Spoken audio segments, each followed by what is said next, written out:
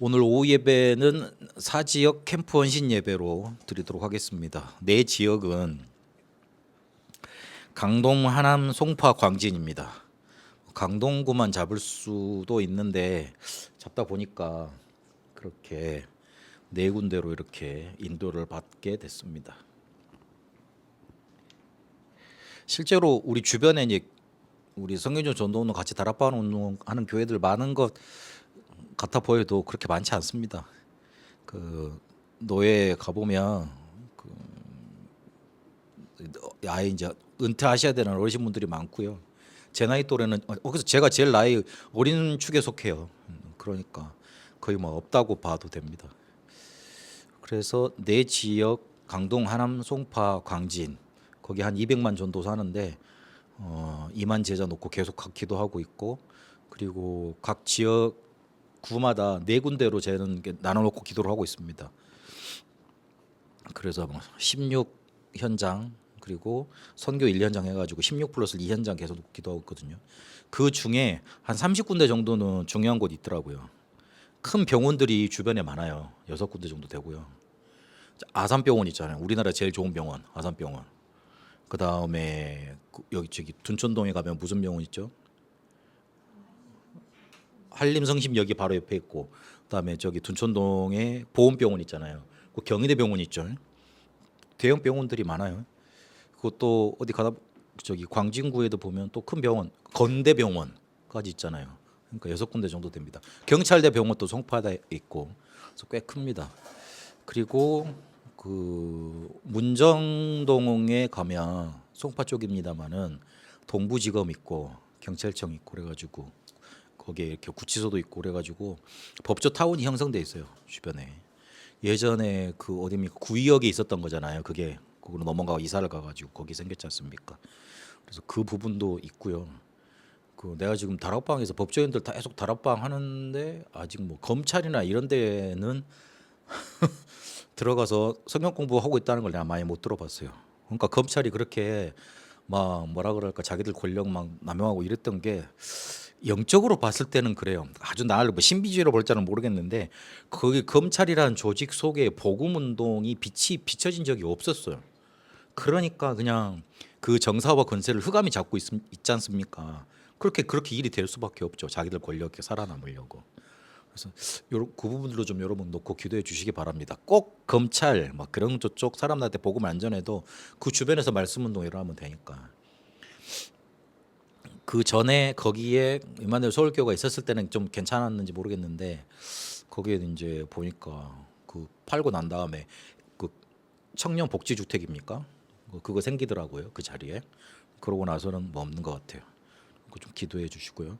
그 다음에 초중고 해가지고 현장 묶어서 9군데 정도 되고, 그리고 이쪽은 거의 생활하고 그러니까 아니 산업단지는 아니잖아요. 뭐 사무실이 많은 단지는 아니잖아요. 생활 중심 단지인데 이쪽으로 특히 뭐가 그 몰려 있냐면 사교육 시장, 특히 명일동 중심 그쪽으로 그래가지고 좋은 학군들이 많고 아파트들이 큰 대단지들이 많고 그런 곳들입니다. 그래서 그런 지역 특성들을 놓고 좀 기도해 주시면 되겠습니다. 그래서 그런 전체 그림을 그리고 내 지역에 우리가 캠프를 해나가고 그다음에 팀 사역으로 계속 문을 열어갈 건데 그걸 어떻게 인도받을 건가, 그렇게 계속 인도받으려고 합니다. 두 번째 주는 중직자 헌신 예배입니다. 그리고 세 번째 주는 선교 헌신 예배로 드리도록 하겠습니다. 마지막 주는 렘넌트 헌신 예배로 드리도록 하겠습니다. 이렇게 오후 예배는 각 주별로 이렇게 큰 테마를 놓고 인도를 받아간다고 인도 받으시면 되겠습니다. 우리 오늘 맥주 감사 주일인데 맥주 감사 주일의 포인트는 오순절이라고 그랬습니다. 근데 그 오순절을 통해서 뭐까지 연결돼야 되냐면 반드시 응답받는 길을 우리에게 알려주셨다. 그렇게 언약을 딱 붙잡고 가시면 되겠습니다. 그러니까 내가 반드시 응답을 받아야지 에돔처럼 죽이는 일을 하지 않고 교만한 자리로 가지 않고 살리는 자로 세계복음을 할 수 있을 것 아닙니까? 그래서 그거를 포인트에 두고 가셔야 된다. 오순절 그러면 전반기 감사했어. 그래서 감사함금 내고 아 그래 하나님이 또 인도하실 거구나. 그 정도 깨달아도 괜찮습니다. 그런데 하나님이 그 정도 깨달으라고 오순절 마가다락방에 성령으로 임하시고 또 이스라엘 백성을 광야로 막 인도하게 하시면서 오순절 행하게 하셨냐? 그렇지 않습니다. 반드시 뭔가 이렇게 우리가 주시고자 하는 게 있는 겁니다. 그래서 주일 오전 예배 결론하고 이어집니다. 반드시 응답받는 길, 이게 사도행전 1장 2장에 있다고 그랬습니다. 그래서 사도행전 1장 언약을 우리가 항상 붙들고 있어야 됩니다. 우리가 붙잡아야 될 언약은 사도행전 1장뿐입니다. 사람이 붙잡고 있는 언약에 따라서 응답이 달라지거든요. 우리가 종교의 언약을 가지고 있으면요, 내가 하나님께 열심히 해야 돼. 그리고 뭔가 많이 해서 많은 일을 많이 해야 돼. 그래야지 하나님이 나를 이뻐하시고 축복하실 거야. 그리고 하나님이 내 문제를 뭔가 해결해 주시고 나를 인도해 주셔야 돼. 그런 것들 다 종교에 속한 그런 영역들 아닙니까? 근데 그거를 가지고 있으면 종교의 응답 옵니다. 종교의 응답이 어떻게 옵니까? 내가 잘하면 하나님이 축복하시고 내가 못하면 하나님이 벌 주시는 거잖아요. 인과응보 아닙니까? 그렇게 나버립니다. 그래서 내가 지금 힘들고 어렵더라도, 내 현실이 어렵더라도 종교 언약을 갖고 있으면 안 돼요. 복음 언약을 갖고 있어야 돼요. 하나님이 나를 하나님의 자녀 삼으시고 저주, 죄, 사단에게서 해방받는 그리스도를 주셨다. 나는 그리스도를 붙잡을 거다. 그러니까 미묘하게 같은 말인데 틀린 말이에요. 내가 이걸 잘하면 하나님이 나에게 응답하시겠지. 내가 예배 잘 드리면 하나님이 나를 축복하시겠지. 내가 헌금을 많이 하면 하나님이 나한테 경제 축복 주시겠지. 그거를 버리시라고요, 머릿속에다가. 우리가 지금 몇십 년 동안 그것만 들어왔지 않습니까?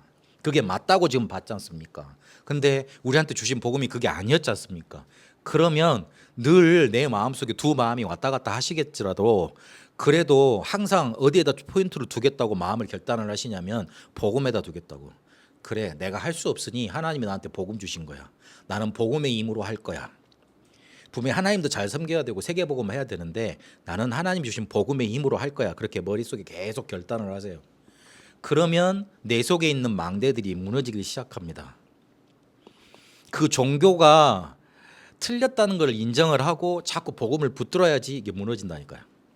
안 그러면 안 무너져요. 내가 하는 말도, 제가 목사로서 하는 말도 잔소리밖에 안 돼요. 사람이 잔소리 들어가지고 변하느냐? 절대 그럴 일이 없거든요. 잔소리가 도움은 됩니다만은 잔소리 들어서 변화되질 않습니다. 뭔가 큰 응답이 내게 싹 와버려야 되는데 그게 어디서 오느냐? 언약, 복음 요거 붙들고 있을 때 온다. 그래서 종교 언약을 버려버리고 하나님이 주신 사도행전 1장의 138 언약을 붙들어라. 그리스도가 우리의 모든 문제 해결자 아닙니까? 그리스도는 창세기 3장. 근데 왜 그리스도가 모든 문제 해결자라고 말합니까? 왜 그리스도가 모든 문제 해결자죠? 한번 제가 설명을 해볼게요. 그리스도는 창세기 3장 해결자잖아요. 그러면 이 창세기 3장이 모든 문제 창세기 3장이 모든 문제면 창세기 3장만 해결하면 모든 문제 해결이 되는 거 아니에요? 자세히 따지고 보면 인간의 문제는 창세기 3장의 영적인 문제예요. 사람이 원래 하나님과 함께 해야 되는데 하나님과 함께 하지 못하잖아요. 거기에서 모든 문제가 찾아왔어요. 그게 창세기 3장 문제 아니에요. 그래서 그리스도를 모든 문제 해결이라고 그럽니다. 그래서 모든 문제 해결자라고 그럽니다. 우리가 뭔가 제대로 못 살았더니만 문제가 온 게 아니에요. 그러면 그리스도가 오셔서 우리의 삶을 고쳐줄 수 있는 율법을 또 자세히 풀었어야 되죠. 그 얘기를 안 하셨다니까. 오히려 율법을 파괴하는 식으로 말씀을 하셨고, 그리고 율법을 완성하러 왔다 그렇게 말씀하셨어요. 그 모든 율법의 완성이 뭐냐면 너희들 그 죄 문제 해결할 수 없으니까 내가 그 제사법 있잖아요. 그 제사를 통해서 해결해 줄 거야. 근데 그거를 내가 실제로 제물이 돼서 해결해 줄게. 그 말이었어요. 모든 율법이 뭘 행하라 그걸 지키는 게 아니고. 그래서 그리스도가 창세기 3장 문제 해결자로 오신 거예요. 근데 창세기 3장은 우리의 모든 문제예요. 그래서 그리스도는 하나 뛰어넘는 거죠. 모든 문제 해결자가 되시는 겁니다. 그리스도를 붙잡고 있으면 우리의 삶도 살아납니다. 그리스도 붙잡고 있으면 우리의 영적인 문제도 해결됩니다. 그리스도 붙잡고 있으면 우리의 실제적인 경제 문제도 해결이 됩니다. 그까지 응답받아야 됩니다. 그렇게 하나님이 축복하실 겁니다. 그리스도 붙잡고 있으면. 그래서 하나님 나라를 기다리라고 그랬어요. 솔직히 우리가 공부 안 되는 이유가 뭐예요? 덮여 있는 거잖아. 힘든 거잖아. 잘 되면 공부 잘 되죠. 잘하고 싶잖아요. 근데 잘 안 되는 거잖아. 잘 돼요? 대부분 안 되는 게 정상일 건데, 힘든 게 정상일 건데. 근데 어릴 때 그렇게 공부 힘들었으면 나중에 가서 사회생활은 쉽냐? 아니요. 그것보다 몇백 배는 더 어려운데. 더 힘들어요. 여러분 그 형님들 아니면 그 엄마 아빠들한테 물어보면 여러분 이해 잘 안 될 거니까 여러분하고 별로 간격 없는 그런 형들 누나들 언니들한테 물어봐요. 오빠들한테 물어봐요. 쉽냐고 사는 거. 허심탄회하게 말해줄 걸요. 되게 힘들다고. 안 힘들 수가 없지. 그런데 그게 왜 그러느냐? 이 세상 자체를 요한복음 16장에 보니까 세상 신, 고린도후서 4장 4절에서 보니까 세상 신 요게 딱 잡고 있어서 그래요. 뭔가 꽉 잡고 있다니까. 근데 그걸 파고들어서 이겨내야지 내가 쉽게 되는데 그게 안 되잖아요. 그래서 하나님 나라라는 개념, 흑암 세력부터 꺾어야 된다는 개념 여러분 머릿속에 담고 있어야 됩니다. 그러니까 내가 쉬운 말로 해버리면 우리 랩런트한테 적용을 해버리면 나를 공부 못하도록 뭔가 이렇게 확 눌고 있는 것 있잖아요. 그거 확 걷어버려야 돼요. 그래야 된다니까. 그럼 지혜도 생기고 힘도 생기고 그렇게 됩니다. 되어지게 돼 있어요. 이래야지 흑암 세력부터 꺾어야지 말씀 성취 일어나고 응답이 보입니다. 그래서 하나님 나라를 말한 거예요. 제자들이 예수님한테 직강을 들었던 사람인데 베드로가 미안하지만 선장이었습니다. 돈도 재력도 있고 뭔가 이렇게 기술도 있었던 사람이에요. 그런데 그 사람이 예수님 말을 못 알아들었겠냐고요. 그 이 베드로가 진짜 무식했으면 베드로 전후서는 누가 어떻게 기록했다는 말입니까? 성경 편지 쓴 거 보면은 이렇게 베드로가 그렇게 무식하진 않아요. 문자도 쓸 줄 알고 그래요. 율법도 알았던 사람이에요. 무식한 베드로 그러면 아니다요. 예수님 예수님한테. 근데 이 사람들이 예수님한테 저자 직강을 들었는데 예수님이 하신 말씀을 못 알아들었겠냐고. 다른 사람은 다 요한복음 6장에 보니까 어렵다고 다 떠났는데 예수님 말씀 듣겠다고 예수님 말씀 듣고 싶다고 그래서 끝까지 남았던 제자들 아니에요. 근데 자기들이 하고 싶어도 안 됐던 거잖아요. 그렇잖아요. 뭔가 확 덮여 있었던 거예요. 이걸 확 걷어버린 겁니다. 하나님의 나라. 그 예전에 모셨던 목사님이 포항에서 목회하실 때 어떤 여자분이 와가지고 제일 앞에 앉는데 예배만 말씀만 딱 쓰려고 하려고 그 칠판 설교 잘하시니까 요 딱 분필만 들면 이 사람이 졸기 시작한대요. 희한하더래. 그래가지고 딱 끝내놓고 내려놓으면 눈 뜬대. 예배 때 그 뭐예요 찬양하고 이럴 때 막 하고 하다가 설교하려고 분필만 딱 들면 졸고 내려놓으면 눈 뜬대. 그래가지고 불러가지고 당신 왜 그러냐 그러니까 그때 말을 하더래요.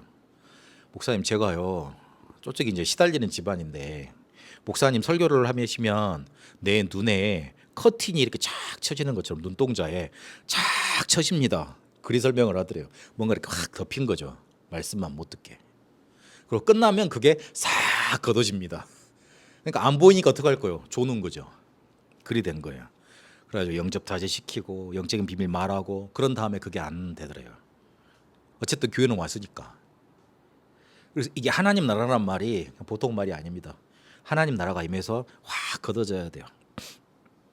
그게 막 한 번에 거칠 수도 있지만 뭔가 이렇게 계속 집중적으로 이렇게 말씀 듣다가 되는 수도 있습니다. 그래서 그걸 붙잡아야 된다. 그리고 오직 성령 충만, 전도와 선교, 세계복음은 오직 성령 충만 이거야지만 하나님의 문 여시게 돼 있고 우리가 도전할 수 있도록 됩니다. 그래서 복음 언약 붙잡으라. 그리고 두 번째는 더 중요한 건 우리의 삶 있잖아요. 삶에는 학업도 들어가고 우리의 업도 들어갑니다. 그리고 교회에 사는 모든 프로그램, 모든 것들 들어가 판단 이런 것들의 기준이 뭐냐? 사도행전 2장. 하나님이 역사하면 그때 움직여야 돼요. 오순절 마가다라 방에 성령 임했잖아요. 그 뒤에 그 제자들이 움직였습니다. 그러니까 하나님이 역사하시는 쪽이 있습니다. 계속 기도하세요. 그거 보입니다. 역사 안 보이면 그냥 기다리세요.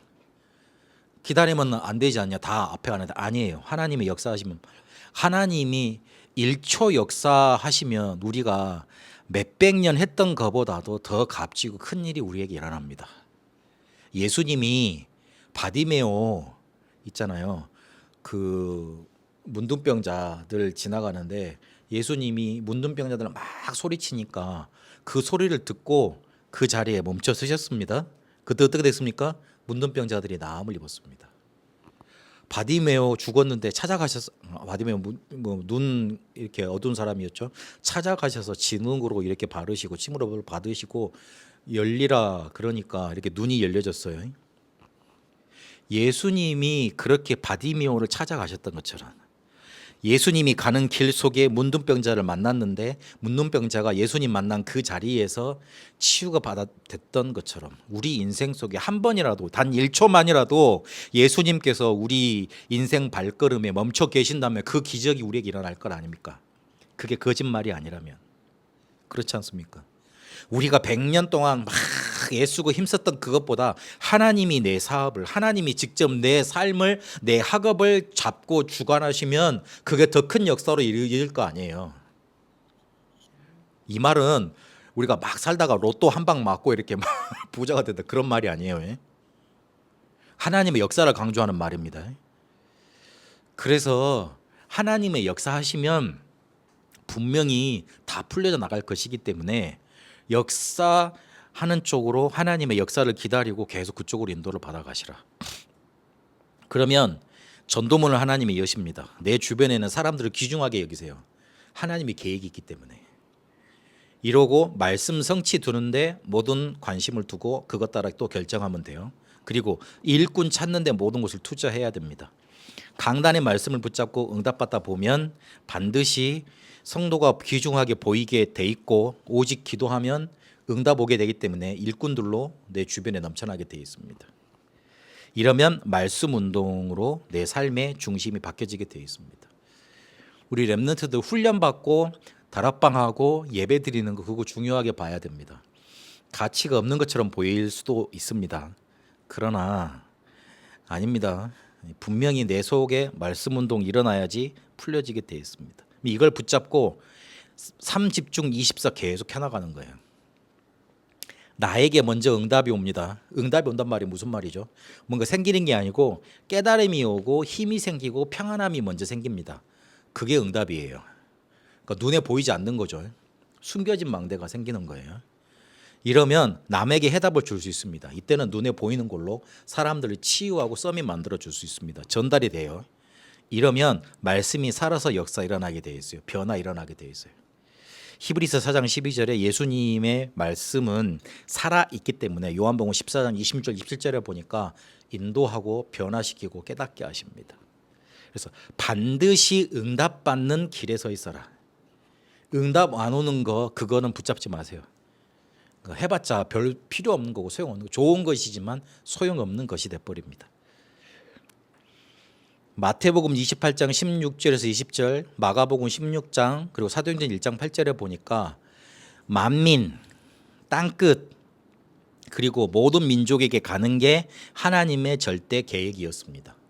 이거는 반드시 가야 됩니다. 반드시 가야 되는데 두 종류로 가게 되어 있습니다. 노예로 가느냐, 서밋 선교사로 가느냐. 노예로 끌려가느냐, 망해서 가느냐, 아니면 서밋 선교사로 끌려가느냐. 서밋 선교사로 파송받아 가느냐. 왜 이스라엘 백성이 노예로 갔습니까? 못 깨달았으니까. 하나님이 갖다 집어넣은 거죠. 물론 하나님의 계획은 있습니다.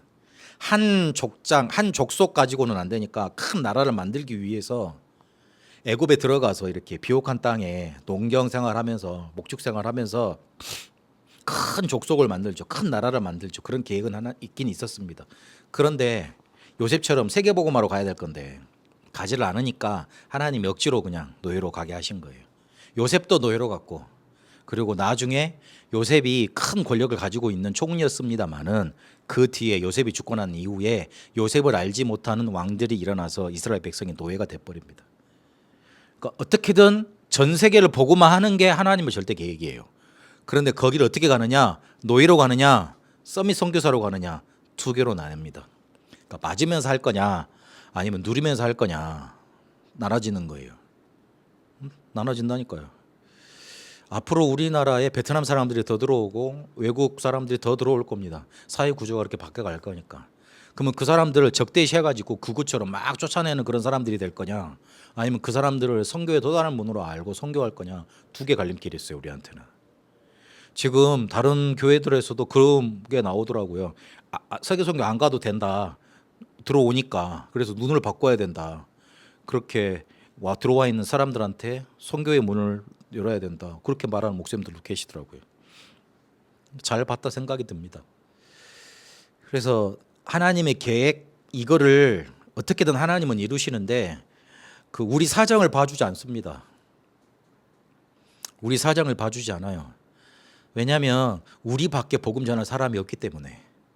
우리 사정 생각 안 하고 우리를 통해서 복음이 증거되는 거 어쨌든 좀 뭔가 이렇게 하나님만 딱 생각하시는 좀 그렇게 하는 걸로 나타낸다. 그래서 우리를 노예로 보내서라도 복음 전하기를 원하신다. 그런데 이 사람들이 복음의 가치를 몰랐으니 육신적인 것에만 눈이 밝아져 가지고 노예로 끌려가야 했던 거예요. 창세기 12장 1절 3절까지 보니까 복음 주려고 부르셨습니다. 창세기 3장 때문에 그 이후로 창조 이후에 태어난 사람들은 창조 의도에서 완전히 벗어나 버렸잖아요. 그래서 창세기 6장이 어떻게 됩니까? 네피림에 사로잡혀서 하나님의 영이 영원히 함께하지 못한다. 그러면서 하나님이 한탄하시는 장면이 나오죠. 거기에서 창세기 6장은 잘 읽어봐야 돼요. 하나님이 한탄하시는 내용이 나와요. 저들이 육신이 되어버렸다. 그래서 나는 저들과 영원토록 함께 내 영이 저들과 함께하지 못할 거다. 그리 되어 있는데 네피림이 나타났어요.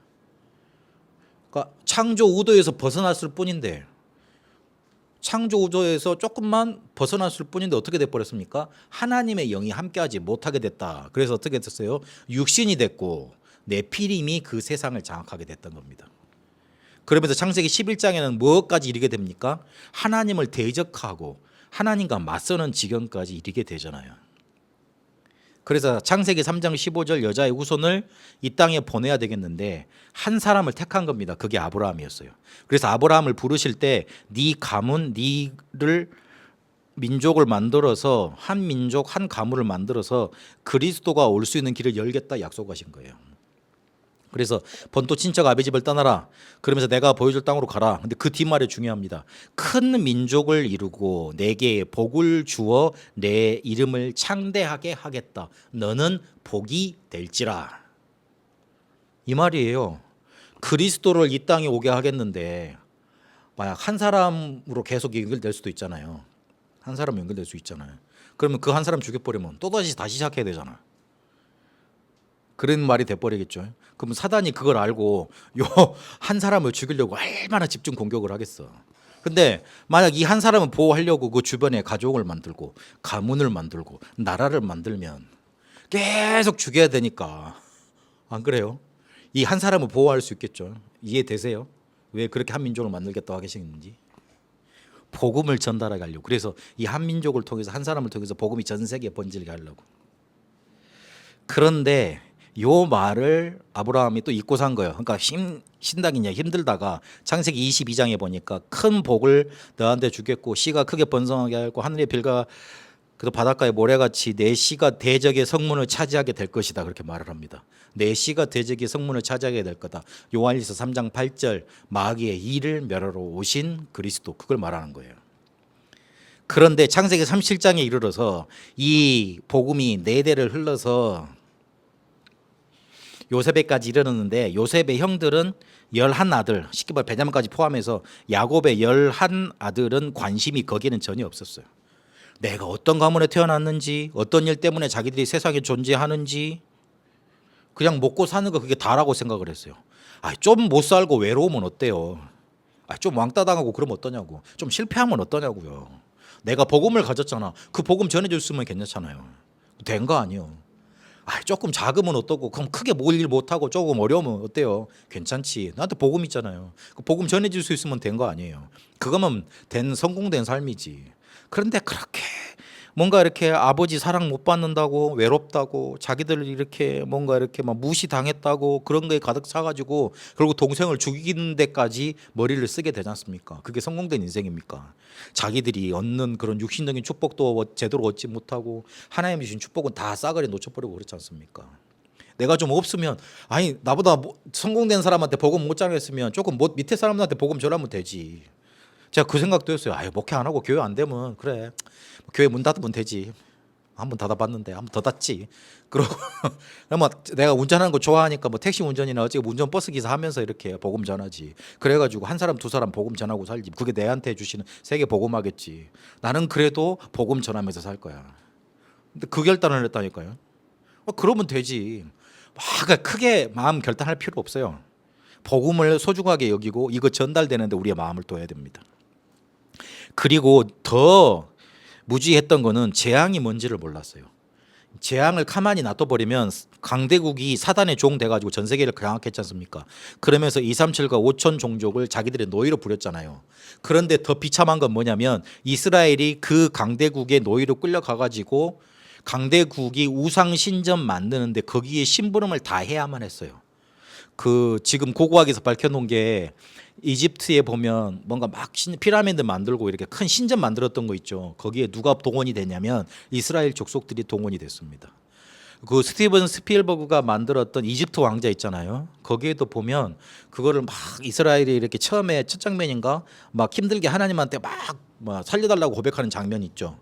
거기에 보면은 뭘 짓는데 그렇게 고통을 받습니까? 신전 짓고 그리고 파라오 이렇게 뭔가 이렇게 막 우상 신전 짓는데 거기에 동원이 돼서 이렇게 막 짓잖아요. 역사적인 뭔가 있었던 거예요. 불신자 좋은 일만 시키고 그러고 사는 겁니다. 그리고 그거를 안 하면 먹고 살지를 못해. 그렇게 돼버리는 거예요. 우리는 누구예요? 하나님 자녀인데 세계복음할 사람인데 불신자 좋은 일을 시켜주지 않으면 나도 못 살아. 그리 돼버리는 거예요. 그게 재앙이잖아요. 나를 두고서 저 사람들이 살아야 될 건데 저 사람 일을 안 따르면 내가 못 살아. 그게 재앙 맞는 거지. 근데 그 재앙을 가만히 놔두면 영적인 전염병이 전 세계로 돌아서 흑암 세력이 확 덮치는 겁니다. 그리고 해방이 뭔지를 몰랐어요. 너무 힘들다 보니까 이 힘들만 없어지면 그 사람은 그게 해방인 줄 알았던 거예요. 아니잖아요. 흑암 저주 사단에서 빠져나와야 되는 거지 않습니까? 그래서 유월절 오순절 수장절을 말했습니다. 진짜 해방은 뭡니까? 흑암한테서 빠져나와야 됩니다. 그래서 유월절 피제사를 말씀했던 겁니다. 그리고 우리가 실제 삶을 계속 이렇게 먹고 사는 거에만 쪼들리고 힘들고 그러면은 진짜 해방 아니지 않습니까? 그래서 오순절을 말씀하셨어요. 광야길 가는 것 같은 인생일 거다. 그러나 거기에서 나는 너희들을 지키고 보존하고 살릴 거다. 사람이 떡으로만 사는 것 아니요 하나님의 입에서 나오는 모든 말씀으로 살 것이다. 신명기에 모세가 말을 했고 그거를 예수님이 인용을 하셨습니다. 우리가 육신으로 사는 것 아니다. 굶어 죽을 것 걱정하지 말고 보좌의 능력을 너희는 믿어라. 오순절이야. 그래야지 진짜 해방된 거예요. 삶이 육신에 매여 있으면 그거는 또 해방된 게 아니잖아요. 그래서 그걸 말씀하셨던 겁니다. 그리고 수장절을 말씀하십니다. 너희는 지금 보좌의 축복, 보좌의 배경을 누리고 살아라. 오순절, 유월절, 오순절, 수장절 요 세 가지로 흑암 저주 사단에게서 완전히 빠져나오는 거. 영적으로만 아닌 우리의 삶, 실제 배경까지도 완전히 빠져나오는 것을 설명하고 계십니다. 그래서 복음 가치 없게 생각했죠. 그러니까 육신것만 따랐죠. 재앙 뭔지 몰랐죠. 진짜 해방이 뭔지 몰랐죠. 갈 수밖에 없었죠.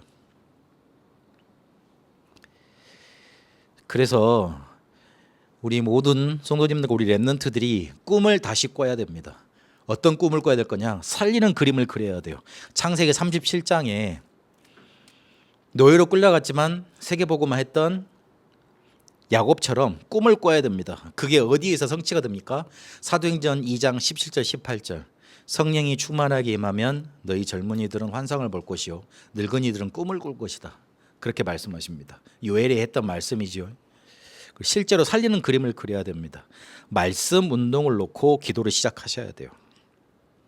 여러분이 어디를 가시든지 지금 뭐하고 있든지 말씀 운동을 놓고 시작해야 됩니다.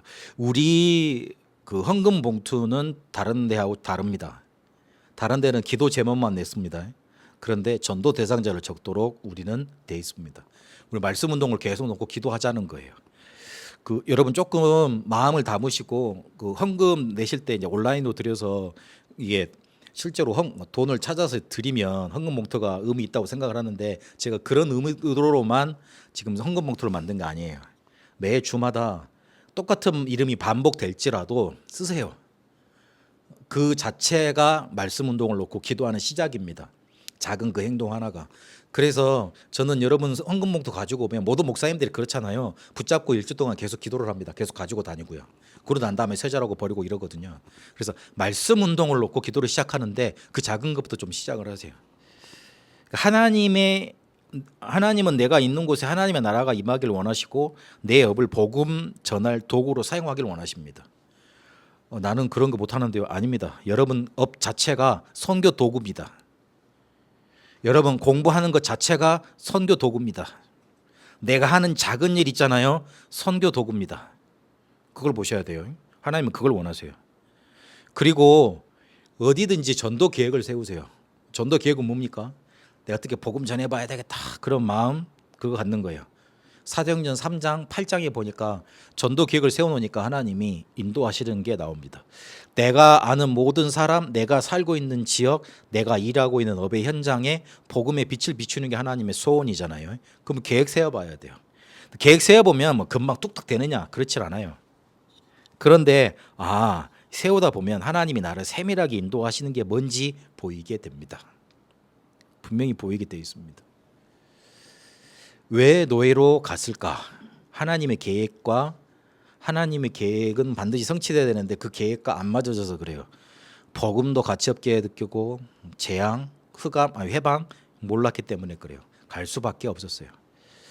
그래서 반드시 응답받는 길에 우리 모든 성도님들 렘넌트들이 서 있게 되시고 하나님께서 주시는 살리는 그림을 날마다 그려가는 축복 있게 되시기를 축복합니다. 살아계신 하나님 감사합니다. 내 지역 캠프 원신 예배로 인도받았습니다. 반드시 응답받는 길에 서서 하나님이 절대적으로 원하시는 계획 속에 있게 하옵시고 살리는 그림을 그 꿈을 날마다 꾸게 하옵소서. 이제는 우리 주 예수 그리스도의 은혜와 하나님의 살아계심과 성령님의 역사 인도하심이 살리는 그림을 꿈꾸며 하나님이 이끌어 가시는 세계복음화 연약 속에 인도받을 응답받을 우리 다음교회 모든 성도들을 위해 특히 우리 렘넌트들을 위해 그리고 베트남에 이제와 영원토록 항상 함께 계실지어다. 아멘.